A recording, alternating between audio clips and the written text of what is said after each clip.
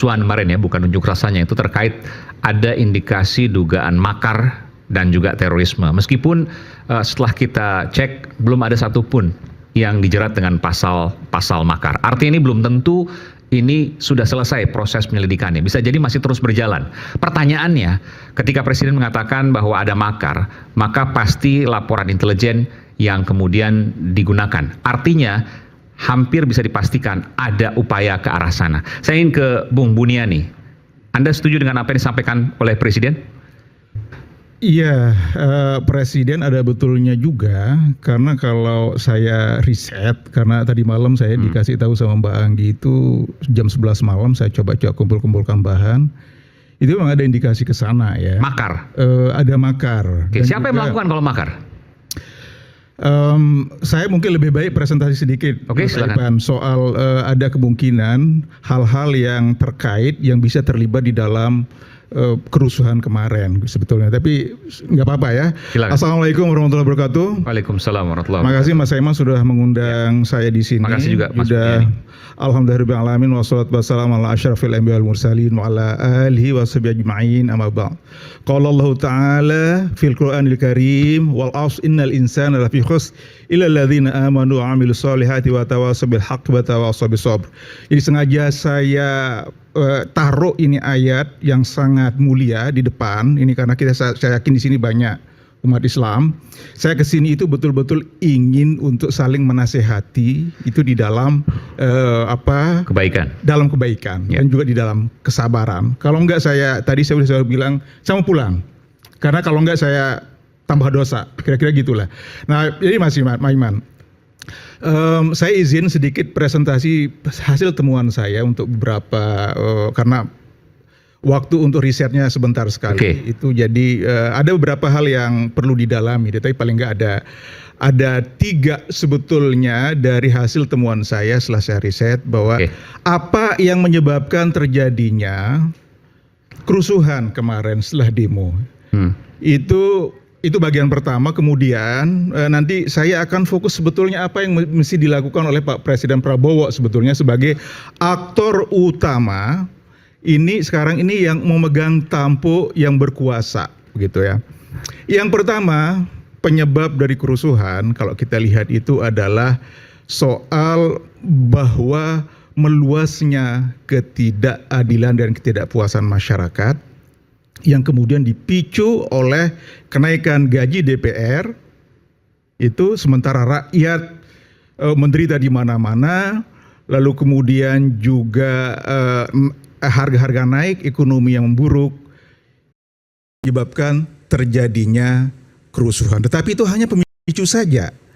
Jadi ini sebetulnya ketidakadilan itu, sense of injustice, itu sudah menemukan masa inkubasi selama 10 tahun Jokowi berkuasa, ditambah hampir setahun sekarang ini Pak Prabowo yang belum diatasi. Jadi kalau kita melihat misalnya, baik itu dari Revolution de la France, itu revolusi Prancis 1789, pemicunya adalah injustice.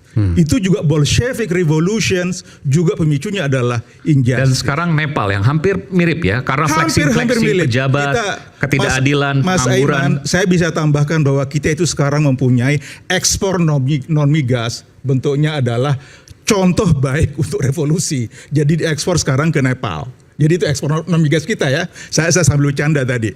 Nah jadi itu yang pertama, soal injustice. Yang kemudian kalau kita belajar dari sejarah, itu pemicunya selalu begitu. Saya sudah ngomong udah belasan tahun yang lalu, ngomong hal yang sama, tetapi mungkin karena tidak diomongin di media, tetapi nggak pernah lah jadi berita ataupun ini. Tetapi kalau dalam bentuk opini mungkin juga yang baca juga sedikit. Tapi saya sudah ngomong paling tidak. Nah, ini yang pertama, yang kemungkinan yang memicu terjadinya demo ricuh. Jadi kalau kita lihat sebetulnya kalau sekedar kemarin kawan-kawan kita di DPR itu ada yang flexing, kemudian ada yang joget-joget dan sebagainya, itu hanya pemicu saja, itu pemantik saja, lalu kemudian meledak menjadi kerusuhan.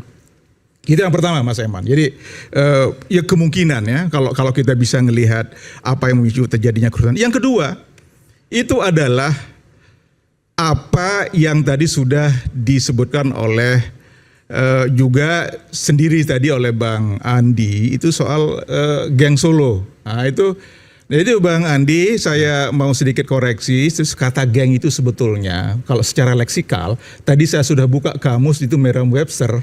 Karena itu berasal dari bahasa Inggris, saya langsung ke bahasa aslinya. Kalau kata geng itu satu memang betul itu konotasinya negatif. Tetapi yang kedua itu netral. Netral dia geng itu artinya bahwa kelompok seseorang yang mempunyai the same social relations. Yaitu orang yang mempunyai relasi sosial yang sama.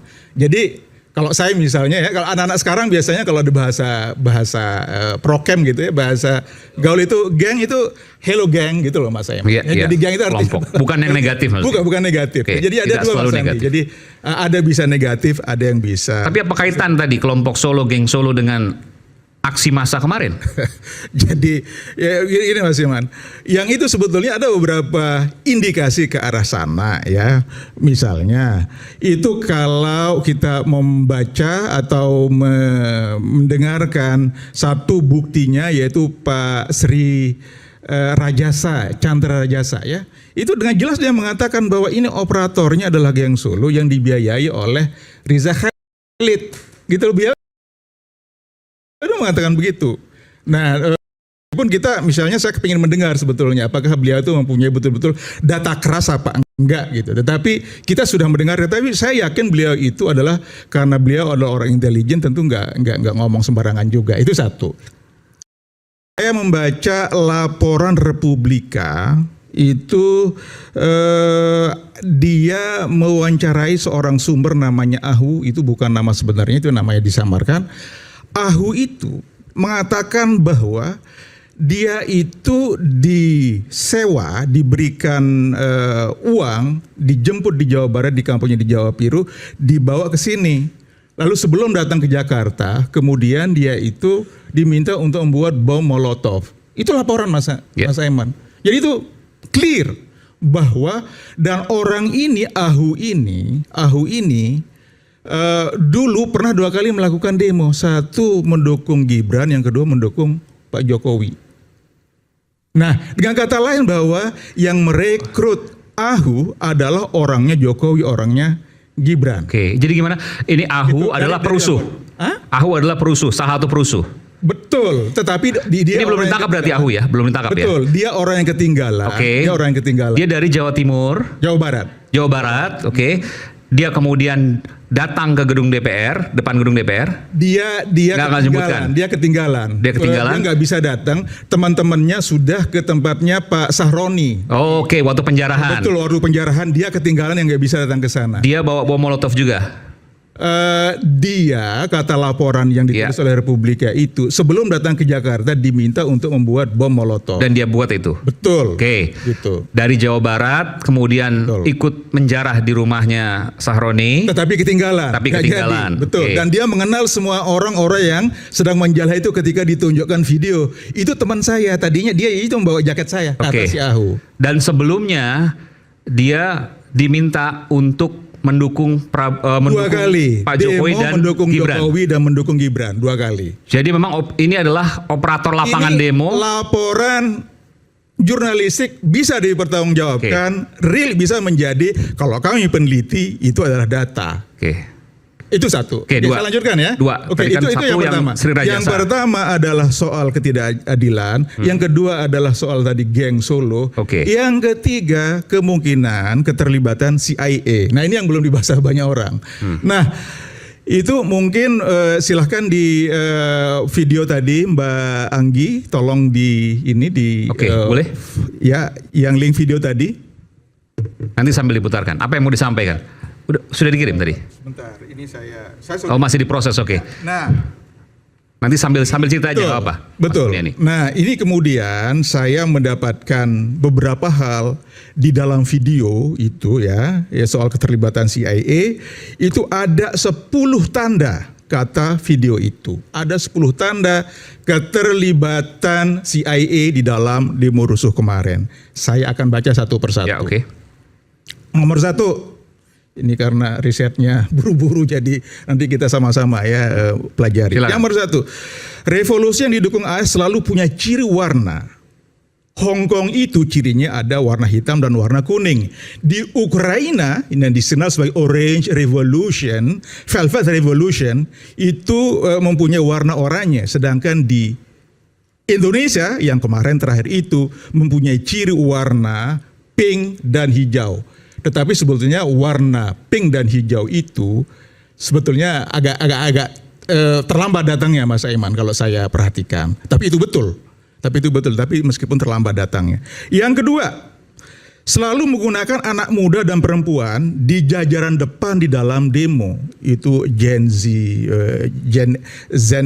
Generation A, Alpha dan seterusnya. Itu mereka gunakan itu sebagai alat. Kemarin banyak juga pelajar itu SMA juga pelajar dan seterusnya. Nah, itu kata analisis ya. Ini saya hanya membacakan saja. Nanti kita sama-sama analisis.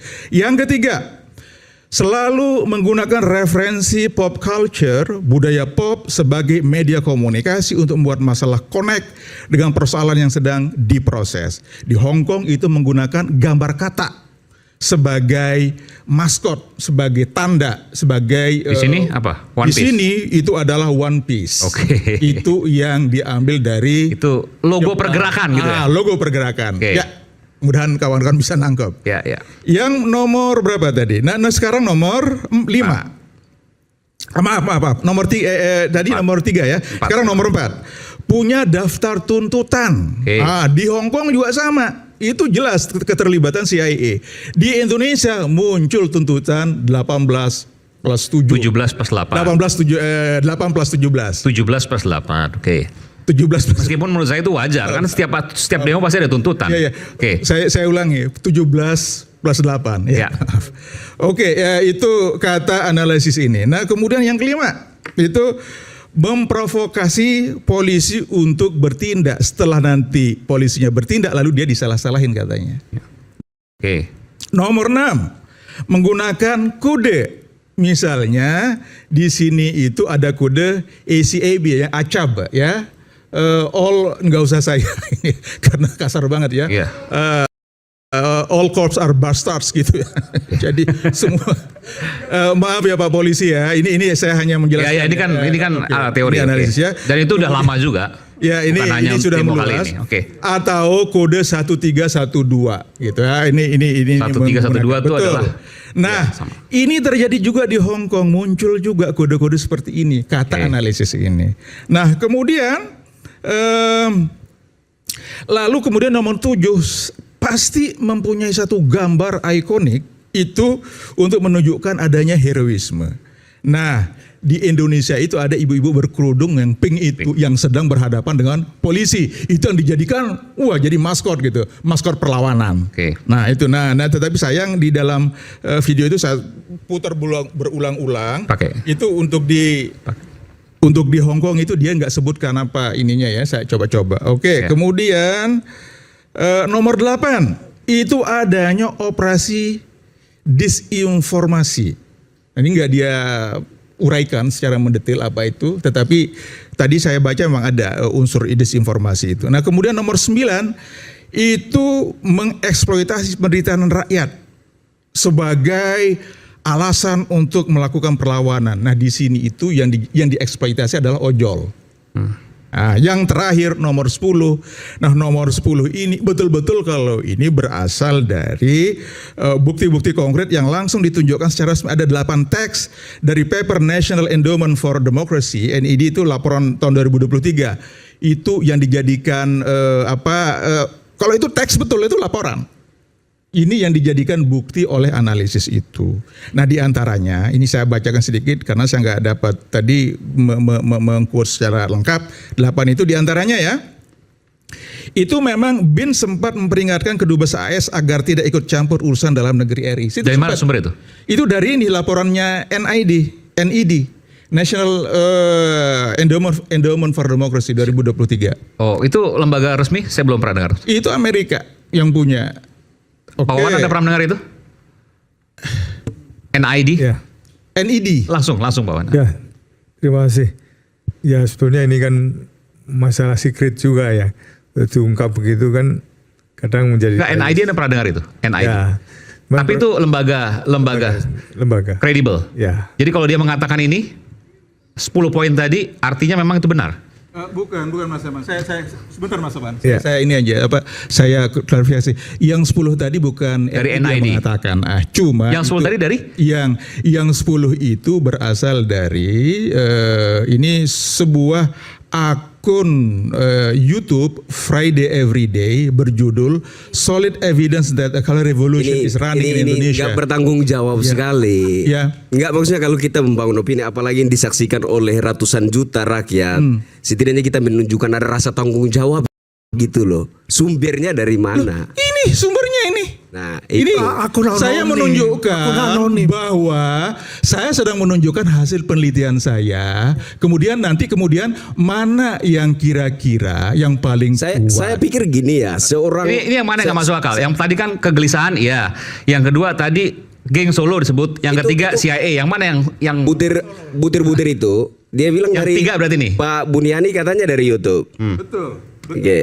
Oke. Apa boleh seorang peneliti mengambil poin-poin dari sumber yang tidak dapat dipertanggungjawabkan? pakai ini Bang Muni. Boleh. Sudah pasti dari manapun sumbernya YouTube itu yang namanya History Channel. Nah, ini masalah. Benar, ini history masalah kita. Saya jawab dulu. Masalahnya, Pak. Biar jelas dulu ini apakah boleh. Anda di sini membawa Biar saya jawab peneliti. dulu. Biar saya jawab Anda dulu. membawa Biar atas saya nama jawab peneliti. dulu. Bentar. Biar saya jawab dulu. Anda atas nama Biar saya peneliti jawab dulu. mengambil Biar poin-poin saya dari jawab sumber dulu. yang tidak bisa dipercaya. Mas, saya bertanggungjawabkan saya ini peneliti. Anda dengarkan dulu, saya bertanggung jawab. Kalau saya salah, silahkan tangkap saya. Bukan Betul. bukan soal tangkap Ini, menangkap. Mas, Anda di sini atas nama peneliti. dengar dulu, saya Seorang peneliti. peneliti harus Saya peneliti, saya bertanggung jawab. Saya punya gelar untuk itu dan saya mempertanggungjawabkan. Yes, saya mengerti Anda punya gelar, tapi Anda mengambil poin-poin dari sumber yang tidak kredibel. Bagaimana itu? Enggak. Sekarang kalau Anda tonton nanti sumber dari YouTube itu Anda bisa melihat apakah tadi Anda mendengarkan nggak dari 10 Ini poin History itu? Channel maksudnya? Bukan. Tadi Friday Everyday Channel. Nanti kemudian tolong sekarang ditayangkan saja sekarang bersama Bang Gi. Lagi diproses. Ya, Karena baru dikirim barusan soalnya. itu kemudian ada 10 hal. Yang terakhir kemudian soal ada 8 bukti dari yang sumbernya resmi dari NID National Endowment for Democracy. Dan laporan ketika tahun Anda ditanyain, 2023. Anda ragu untuk mempertanggungjawabkan itu masalahnya. Mas, ini kan saya belum selesai.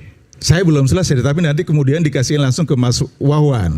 Nah sekarang saya itu mau lanjut sebetulnya, boleh nggak lanjut Mas Aiman? Nah saya ingin beberapa menit saja untuk menunjukkan. Nah sekarang kan kita tadi sudah melihat ada kemungkinan 3 kan. Mas Wawan saya kira bisa menilai yang apa yang saya katakan. Yang pertama itu soal injustice. Itu adalah penyebab Ketidakadilan pertama. ketidakadilan.